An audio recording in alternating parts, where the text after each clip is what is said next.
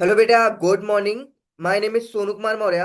भाई, हमने CA intermediate का पेपर नंबर 2 जो कि आपका है corporate law, corporate and other law है। ठीक है, 100 मार्क का। तो अभी हमने कॉर्पोरेट लॉ स्टार्ट किया है। कॉर्पोरेट लॉ में चैप्टर नंबर 2 है इनकॉर्पोरेशन ऑफ अ कंपनी और इंसिडेंशियल देयर मैटर। ठीक है ना, ये नाम है। तो अब हम लोग भाई इसका ये सारा टॉपिक हमने पढ़ लिया था। ठीक है, यहाँ तक। इसके पहली क्लास में हमने पढ़ाया था अल्ट्रेशन ऑफ मेमोरेंडम सेक्शन 13 के बारे में। ठीक है ना, procedures, procedure of alteration of memorandum, ये पूरा पढ़ाए थे। तो सबसे पहले आपको हमने बताया कि एमओए क्या होता है सेक्शन 4 में। अब उसको अल्टर कर सकते हो या नहीं कर सकते हो। अल्टर का मतलब जैसे कि आप जानते हो बेटा कि आप सपोज आपने कुछ बनवा लिया अपना आधार कार्ड। अब आधार कार्ड को चेंज करा सकते हो ना, वैसे कंपनी का ये एमओए एक डॉक्यूमेंट्स है।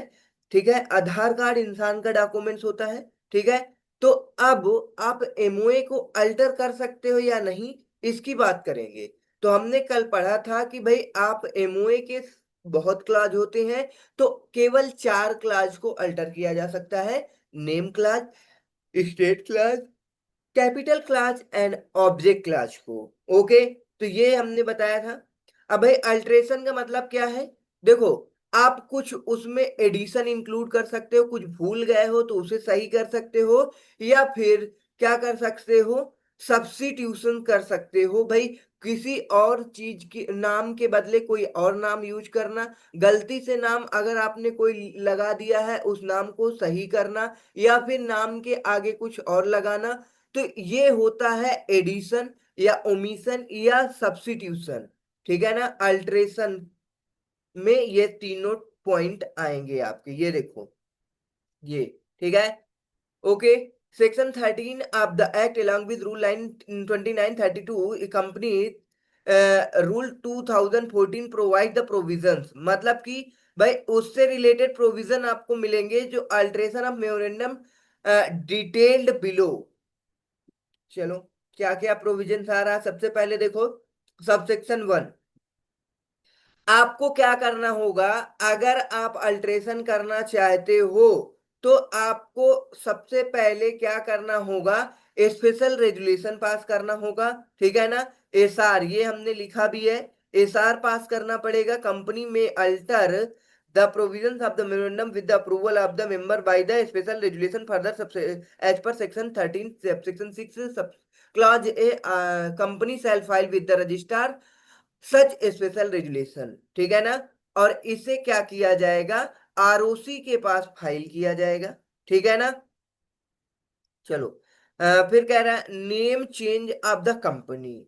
Name change of the company मतलब कि हमने ऊपर जब 4 पॉइंट बताए थे, ये देखो इसमें से ये अब हम बात करेंगे नेम में अल्ट्रेशन करने की। ठीक है ना, as per subsection 1 any change in the name of the company shall be effected only with the approval of central government। Okay, आपको क्या करना होगा, सेंट्रल गवर्नमेंट से अप्रूवल लेना पड़ेगा। ठीक है, और उसकी पावर को डेलीगेट कर दी गई है आरओसी को, in writing form number INC 24 along with fees. ठीक है ना, अब however no such approval shall be necessary where the change in the name of the company is only addition deletion of the word private and conversion। देखो, आपको central government से approval लेने की जरूरत नहीं होगी यदि आप अपने कंपनी के नाम में कोई एडिशन या डिलीशन कर रहे हो, लाइक प्राइवेट। अब देखो, आपकी कंपनी प्राइवेट लिमिटेड है, अब अगर आप किस में कन्वर्ट कर रहे हो, पब्लिक लिमिटेड में, तो प्राइवेट लिमिटेड से आप क्या कन्वर्ट करोगे, पब्लिक लिमिटेड में। तो इसमें कन्वर्ट करने के लिए आपको सेंट्रल गवर्नमेंट से अप्रूवल लेने की जरूरत नहीं है। ओके, चलो आगे क्या है, deletion of the word private of the conversion of the any of one class of the companies to another class in accordance with the provisions of the act. ठीक है, चलो। तो ये हमने सारा सब कुछ पढ़ा दिया था आपको। ठीक है, as per clause B of subsection 6 to subsection 13 the approval from central government shall be file with the registrar. बिल्कुल, रजिस्ट्रार को फाइल करोगे तभी रजिस्ट्रार चेंज करेगा। भाई आप अप्रूवल आपको मिला है सेंट्रल गवर्नमेंट से, इसका भी तो एविडेंस प्रूफ होना चाहिए। Practically importance of the provisions is deemed as a power of central government is already delegated to ROC. Further, as per subsection 2, on any change in the name of a company, the registrar shall enter the new name of in the register of the company. मतलब जब आप central government से आपको क्या मिला, approval मिला, आप क्या करोगे, आरओसी को दे दोगे, वो अप्रूवल बताओगे, फीस भी दे दोगे। तो अब आरओसी क्या करेगा, जो आपकी कंपनी का रजिस्टर है उसमें नेम को क्या कर देगा, चेंज कर देगा। नेम को चेंज करने के बाद आपको उस नेम से रिलेटेड आपका नया फ्रेश सर्टिफिकेट इशू कर देगा। तो ये प्रोसीजर है नेम को चेंज करने का। कितना आसान प्रोसीजर है बेटा। देखो आपको क्या करना होगा, सबसे पहले अप्रूवल लेनी पड़ेगी सेंट्रल गवर्नमेंट से। अप्रूवल को आरओसी को क्या करना पड़ेगा, आपको प्लस फीस देना पड़ेगा। भाई फॉर्म नंबर हमने बताया था, ठीक है ना। जैसे कि ये देखो आपको आरओसी को देना है फॉर्म, तो INC 24 फॉर्म और फी दोनों साथ में देना पड़ेगा, ठीक है ना। चलो, तो ये दोनों को आपको दे देना है, INC फॉर्म 24 और फीस दोनों साथ में। अगर आप जमा कर दिए तो अब आरओसी क्या करेगी भाई, आपके कंपनी का जो रजिस्टर है, ठीक है ना, उस रजिस्टर में आपकी कंपनी का नाम चेंज कर देगी। चेंज करने के बाद आपको एक फ्रेश सर्टिफिकेट इशू कर देगी, ठीक है ना, in the form number INC 25 with the new name of the change, and the change in the name shall be completed and effective only on the issue of such certificate।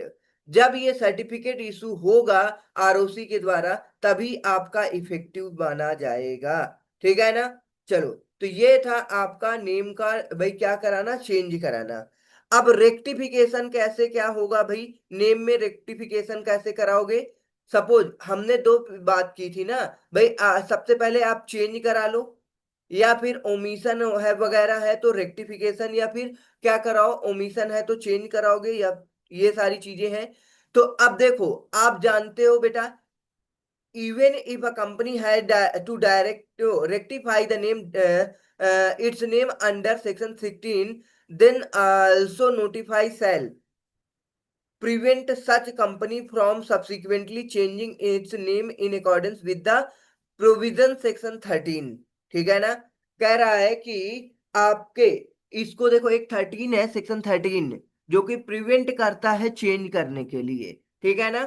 तो अब देखो rectification कैसे होगा, where central government power of the central government under section conferred delegated upon regional director by section 458 of the act is of opinion that name original and revised new company is identical to nearly resemble to the name by which company is existence। मतलब कि देखो आपकी company का name क्या है, किसी company से nearly resemble है। सिंपल सी बात है, आपकी कंपनी दूसरे कंपनी के जैसे नाम है आपकी कंपनी का। तो भाई अब क्या होगा, आपकी कंपनी का नेम ऐसा है तो ये आइडेंटिकल है या फिर नियरली रिजेंबल है। इस केस में आपको क्या करना पड़ेगा, अपनी कंपनी का नाम चेंज कराना पड़ेगा, ठीक है ना। तो which a company in existence on its own or an application by the proprietor of वो ऑलरेडी रजिस्टर्ड ट्रेडमार्क, ठीक है ना। मतलब कि किसी कंपनी दूसरी कंपनी के नेम से आपकी कंपनी का नेम मैच कर रहा है, या फिर किसी कंपनी के ट्रेडमार्क से आपकी कंपनी मैच कर रही है, तो आपको क्या करना पड़ेगा, इसे चेंज करना पड़ेगा। अब चेंज करने के लिए सेंट्रल गवर्नमेंट डायरेक्ट उसे चेंज कर सकती है, डायरेक्ट, ठीक है ना, दैट इट में direct the company to change its name, ठीक है ना। The company shall change its name new name as the case में within a period of 3 months from the issue of such a direction after adopting ordinary regulation for the purpose, मतलब आपको ordinary resolution सबसे पहले central government direction देगा, ठीक है, direct. फिर उसके बाद आपको क्या करना होगा, ऑर्डिनरी रेजुलेशन पास कराना पड़ेगा। पास कराने के बाद आपको further the company after changing its name obtain a new name shall give a notice of the change to the registrar along with the order of central government regional director within a period of 15 days from the date of such change। Okay बेटा, मतलब कि अब आपको क्या करना होगा, जैसे ही आपके पास ऑर्डर आया नेम चेंज करने का, ठीक है ना, आपको आपको क्या करना होगा, आरओसी को बताना पड़ेगा, ठीक है ना। Registrar on receipt of notice, जब आप रजिस्ट्रार को नोटिस दे दोगे तो वो क्या करेगा, आपको फ्रेश सर्टिफिकेट इशू कर देगा। देखो ये सारा सब कुछ लिखा है, ऑर्डर आया, ऐसा ऑर्डिनरी रेजुलेशन पास किया, नोटिस दे दिया आरओसी को, फ्रेश इशू कर देगा सर्टिफिकेट ऑफ इनकॉर्पोरेशन का। देखो बेटा इतने छोटे छोटे पॉइंट आपको लिखने हैं, बस याद कर लो, हो गया ये सारे पॉइंट।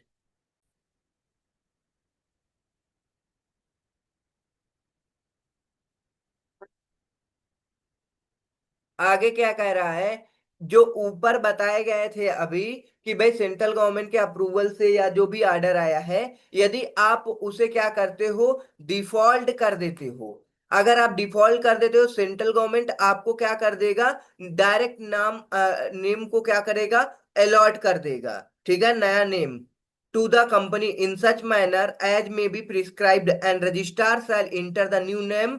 कंपनी के रजिस्टर में रजिस्ट्रार एक वो नया नेम लिख लेगा जो सेंट्रल गवर्नमेंट चेंज करेगा, अलॉट करेगा, ठीक है ना, in place of the old name, and issue कर देगा fresh certificate with the new name which company shall use thereafter, ठीक है ना, provided that nothing in this subsection shall prevent a company from the subsequent changing the name of accordance with the provision। अब आपके पास कोई मौका नहीं है कि आप अपने खुद से चीज चूज करो नेम और चेंज करो ना। पहले सेंट्रल गवर्नमेंट आपको बोली थी तो आपने क्यों नहीं चेंज कराया, अब सेंट्रल गवर्नमेंट आपको डायरेक्टली आपका नाम चेंज कर दिए कंपनी का, तो आपके पास पावर नहीं है दोबारा चेंज करने का। Change in the registered office, अब ये रजिस्टर्ड ऑफिस की बात हो रही है। देखो भाई, आपकी कंपनी सपोज कहाँ पे है, नोएडा में है, तो आपका रजिस्टर्ड ऑफिस नोएडा में होगा।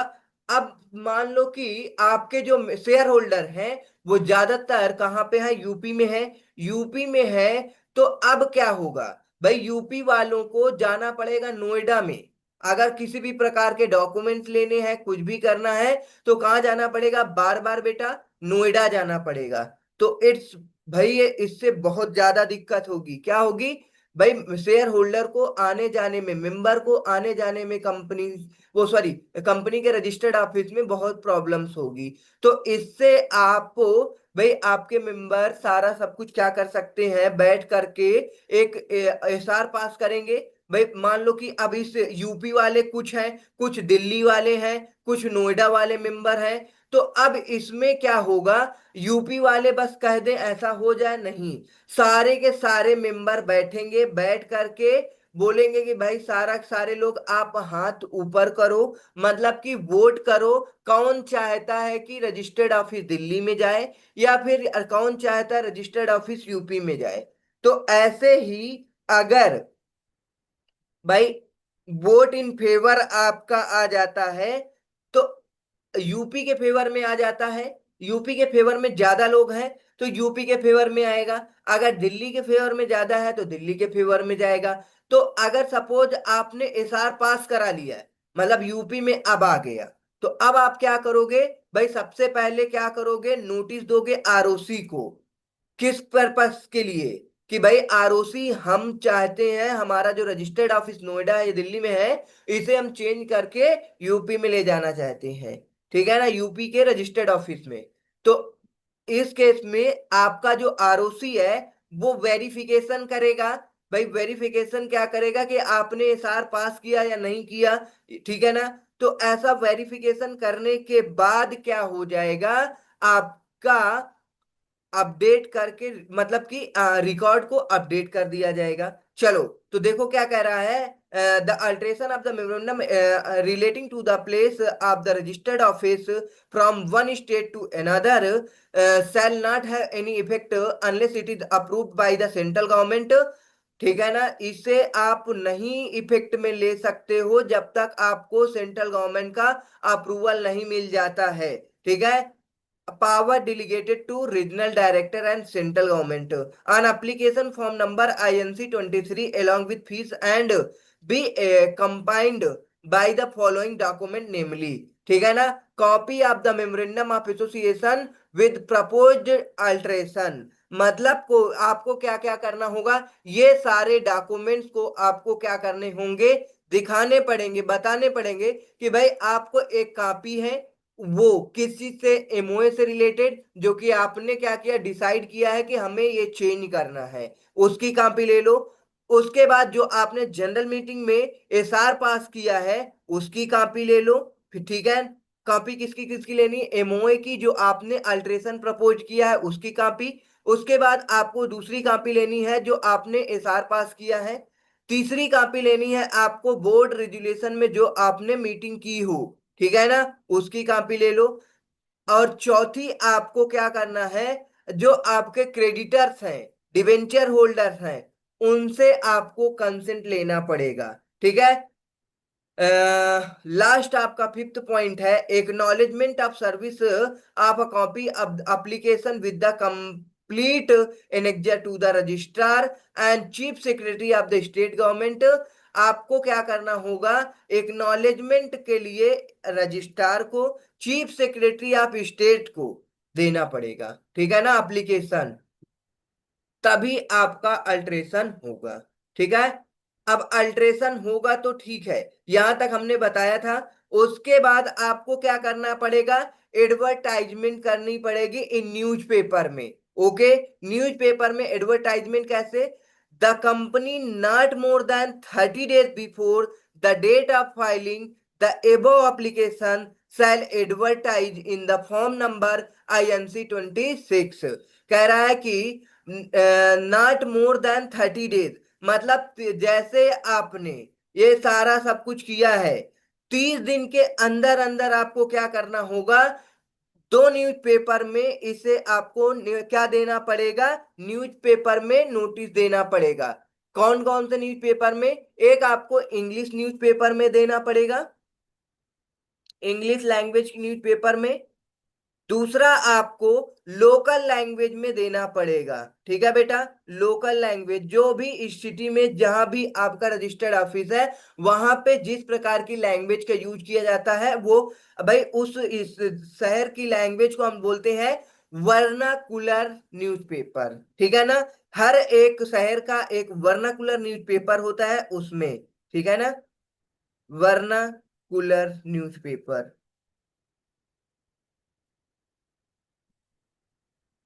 ठीक, तो इंग्लिश न्यूज़पेपर, दूसरा वर्नाकुलर न्यूज़पेपर, इसके बदले आप लोकल लैंग्वेज में न्यूज़पेपर यूज कर सकते हो। ठीक है ना। चलो ना, तो आप इसको देखो, ये दो न्यूज़पेपर में आपको देना होगा। ये लिखा है भाई, wide circular in the state in which registered office of the company situated. Okay, फिर उसके बाद क्या करना होगा, dispose of application by central government, the central government power delegated to regional director by central government shall dispose of application up to change of a place of the registered office within a period 60 days before passing order central government may satisfy itself। देखो क्या कह रहा है, dispose of the application by the central government. Central government क्या कर सकता है, उस एप्लीकेशन को डिस्पोज भी कर सकता है। ठीक है ना, क्यों, चलो, with in 60 days before passing of order central government में satisfy itself that the alteration has been consent of the creditor and debenture holder and person connected with the company। अगर भाई इन सारा का सारा आपने कंसेंट दिया है और इसे सेंट्रल गवर्नमेंट देखता है, समझ गए, पूरा इससे सेटिस्फाई हो जाता है, तो ठीक है। ठीक है ना। The sufficient provision has been made by the company either for the due to discharge of all its डेप्ट एंड ऑब्लिगेशन। फिर उसके बाद adequate security has been provided for such discharge. मतलब जब तक ये तीन काम आप नहीं कर लोगे तब तक आपकी कंपनी का रजिस्टर्ड ऑफिस चेंज करने को मौका नहीं दिया जाएगा। ठीक है ना। मतलब कि अपने क्रेडिटर डिबेंचर होल्डर का कंसेंट ले लो। जब तक वो कंसेंट नहीं देते तब तक रजिस्टर्ड ऑफिस नहीं चेंज होगा। ठीक है। तो अब ये तीन काम अगर ये तीन लोग अगर मिल करके क्या कर दे, आपका जो अप्रूवल है उसे रद्द करा सकते हैं। मतलब क्रेडिटर डिबेंचर होल्डर कंसेंट ना दे, उसके बाद the sufficient provision has been made by the company either for the due to discharge of his of all its debts or obligation. मतलब आपका जो क्या है, डेप्ट है या फिर ओब्लिगेशन है, वो क्या नहीं है, डिस्चार्ज नहीं है, तो भी आपका जो रजिस्टर्ड ऑफिस चेंज करने का क्या आया, ऑर्डर आया, वो क्या हो सकता है, रुक सकता है। Adequate security has been provided for such discharge. ठीक है। और आपको एडिक्वेट सिक्योरिटी प्रोवाइड करानी पड़ेगी कि भाई हम क्या करेंगे, आपकी जो भी लाइबिलिटी है वो पे कर देंगे। ठीक है। ऐसी अगर सिक्योरिटी प्रोवाइड करा देते हो तो ठीक है। अदरवाइज आपका जो ये है ऑर्डर आया है रजिस्टर्ड ऑफिस चेंज करने का, वो 60 डेज में कैंसिल भी हो सकता है। तो ये तीनों को सेटिस्फाई, ये तीन कंडीशन को आपको सेटिस्फाई करना होगा, जिससे सेंट्रल गवर्नमेंट अच्छे तरीके सेटिस्फाई रहे और आपके ऑर्डर को क्या ना करे, कैंसिल ना करे। Filing of the certificate copy of the order with the registrar. अब आपको क्या करना होगा, where an alteration of the memorandum result in the transfer of the registered office of the company from one state to another, certificate copy of the order of the central government approving the alteration shall be filed by the company with the registrar of each of the state in form number INC 28 along with the fees within 30 days from the date of receipt of certificate copy of order who shall register the same। देखो बेटा, क्या है कि अब आपके पास order आ गया, सब कुछ आ गया, अब दूसरे रजिस्ट्रार के पास आपको क्या करना होगा भाई, जा करके अपना रजिस्टर्ड ऑफिस के बारे में बात करना होगा। तो आपको क्या करना होगा, फाइल करना पड़ेगा certified copy of the order with the registrar. ठीक है ना। Where an alteration of memorandum result in the transfer of the registered office of the company from one state to another, certified copy of the order of central government approving the alteration shall be filed by the company with the registrar of each of the state in form INC 28 along with fees within 30 days from the date of receipt of certified copy of order which shall be register the same। ठीक है बेटा। आपको क्या करना होगा, registrar को file करना पड़ेगा ये सारे डॉक्यूमेंट्स। ठीक है। तभी हो पाएगा। चलो, फ्रेश इशू कर देगा रजिस्टर, जैसे ही क्या होगा, रजिस्टर ऑफ वो issue of fresh certificate of incorporation. अब रजिस्टर को आपने सारे ये ऊपर इंफॉर्मेशन प्रोवाइड कर दिया 30 दिन के अंदर अंदर, तो रजिस्ट्रार क्या करेगा, आप the state where the registered office is being shifted, मतलब जहां पे आपने जिस आरओसी को शिफ्ट किया है। चलो, अभी हमने जो ऊपर बताया था वो आरओसी जहां आपका रजिस्टर्ड ऑफिस पहले था वहां आपने पहले क्या दिया था, आरओसी को बताया था, नोटिस दिया, फिर वो वेरिफिकेशन किया कि आपने अप्रूवल लिया है या एसआर पास कराया या नहीं कराया, तब तक वो नहीं देगा। ठीक है, order.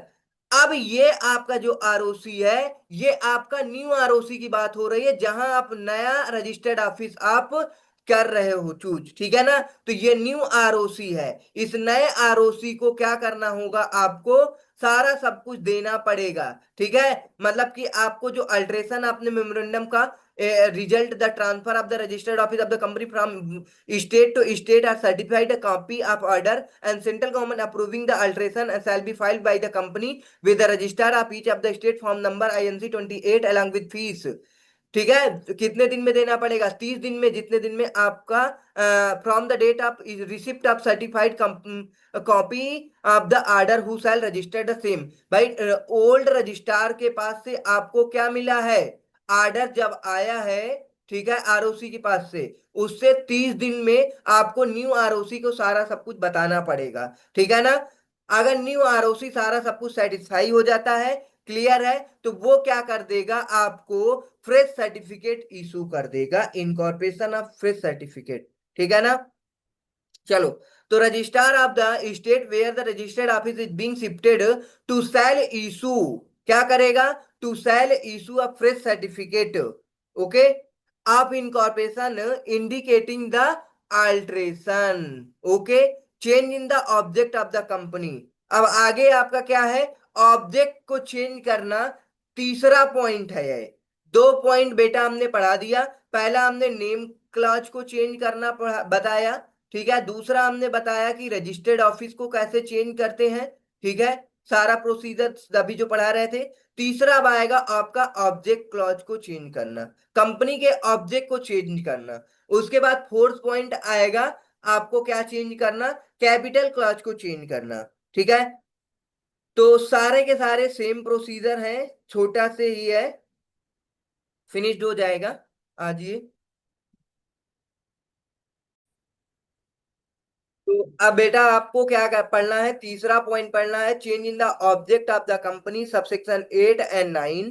Who can make change in the object class and how, कह रहा है कौन ऑब्जेक्ट क्लास को चेंज कर सकता है और कैसे चेंज किया जा सकता है। ठीक है, ऑब्जेक्ट क्लास का मतलब क्या होता है, सबसे पहले ये समझो, ऑब्जेक्ट का मतलब कंपनी के नेचर को चेंज किया जाएगा बेटा यहाँ पे। ठीक है ना भाई, changing a company's object class involve altering the primary objective and business activities outlined in the memorandum of association here। ठीक है ना, मतलब कि आपको कंपनी के जो ऑब्जेक्ट थे, ठीक है ना भाई, एक्टिविटीज थी, बिजनेस एक्टिविटीज, उसको आप चेंज करोगे। ठीक है ना। चलो,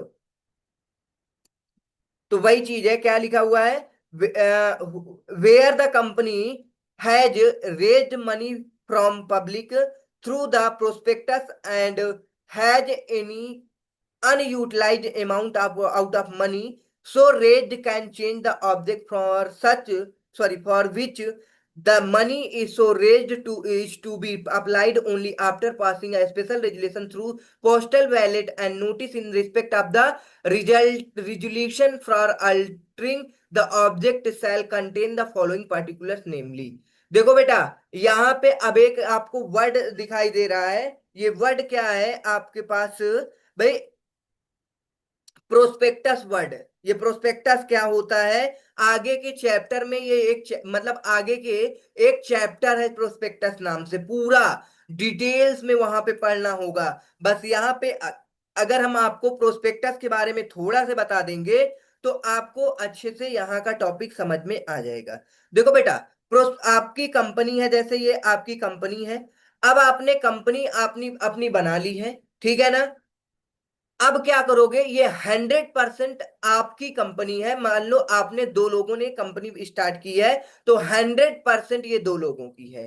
अब दोनों लोगों ने क्या किया, जितना जितना पैसा लगाया, उतना, जितना इनके पास पैसा था उतना कंपनी में लगा दिए। भाई कंपनी चला रहे हैं, जो भी बिजनेस है, जो भी इनका ऑब्जेक्ट है वो कर रहे हैं। सपोज इनका ऑब्जेक्ट क्या है, टूर एंड ट्रेवल, मतलब इनकी दोनों की भाई कंपनी चल रही है, बसेस चल रही हैं। ठीक है, मान लो इनके पास 5 बसेस हैं, बस है, ठीक है। अब ये 5 बस में क्या करेंगे भाई, भाई आराम से भाई टूर एंड ट्रेवल का काम कर रहे हैं, प्रॉपर तरीके से ठीक ठाक चल रहा है। अब ये एक मान लो कि हर एक स्टेट में अपना टूर एंड ट्रेवल फैलाना चाह रहे हैं, तो इनको क्या जरूरत होगी, और ज्यादा बसेस लेनी पड़ेंगी। ठीक है, मोर बस लेना पड़ेगा। तो अब मोर बस लेने के लिए इनको कैपिटल की नीड होगी। ठीक ठीक है, अब भाई जितना इनको प्रॉफिट आ रहा है 5 बस में, उतने का प्रॉफिट से ये बस थोड़ी ले पाएंगे, भाई इनको मोर कैपिटल की रिक्वायरमेंट होगी। तो ये क्या करेंगे भाई, अपने ये जो 100% दोनों अपने जो शेयर हैं इनके, वो पब्लिक के बीच इशू कर दे। मतलब कि भाई सपोज इसकी कंपनी की वैल्यू है 1 करोड़ रुपीज, ठीक है ना, 1 करोड़ रुपीज है। तो अब वो इसको क्या करे भाई, छोटे छोटे टुकड़े में बांट दे, बोले कि अब भाई हम इसे क्या करते हैं, डिवाइड कर देते हैं, मान लो इसकी नॉमिनल वैल्यू 10 रुपए रख देते हैं।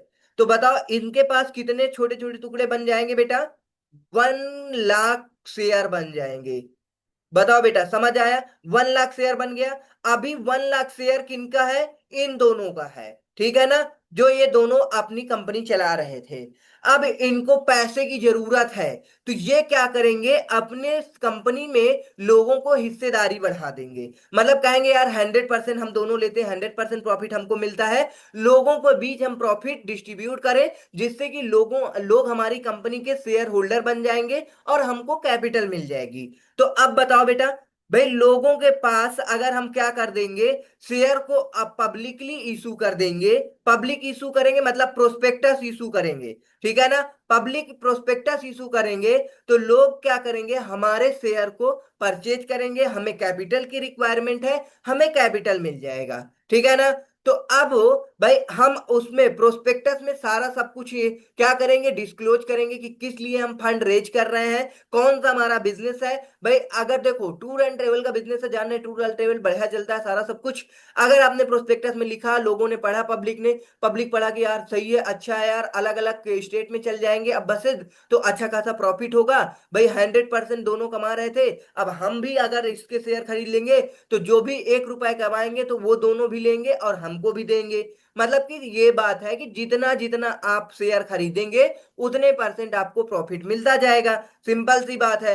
तो अब मान लो आप अपने प्रोस्पेक्टस को क्या कराते हो, भाई जो प्रोस्पेक्टस में ऑब्जेक्ट लिखा था कि आपको टूर एंड ट्रेवल का बिजनेस करना है, ठीक है ना?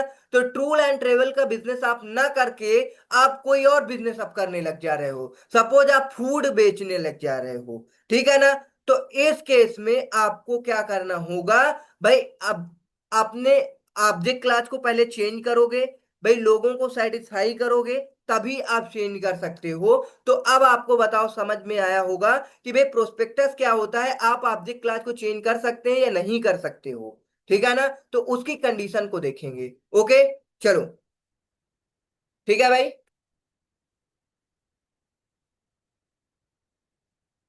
तो ये कंडीशन इतनी सारी है।